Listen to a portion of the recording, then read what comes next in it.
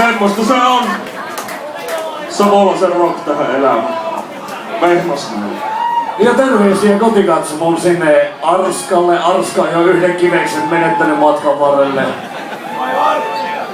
Annetaanpa aplodit Arskalle tässä.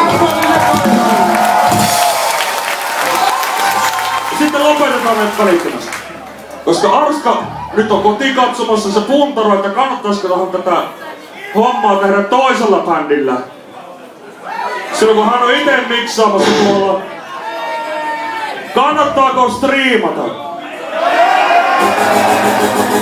Entäs sitten jos sanotaan semmoinen, että kannattaa striimata?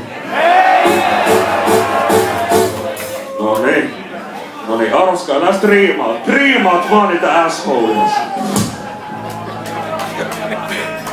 No niin, ota. Tämä sinun ajatuksen juoksu on välillä ihan hämmästyttävää. Niin on, mutta mun pitää lontata tää biisi. No niin. Kirkon polttobiisi, ei oo mitään sanoa. On kirkon polttobiisi. Oo. Jumalaus. No vittu. Tänä iltana Sipulikirkko palaa kuin persereikä.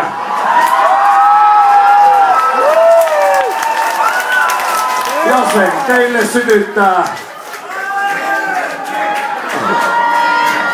Ei se vedellä syty.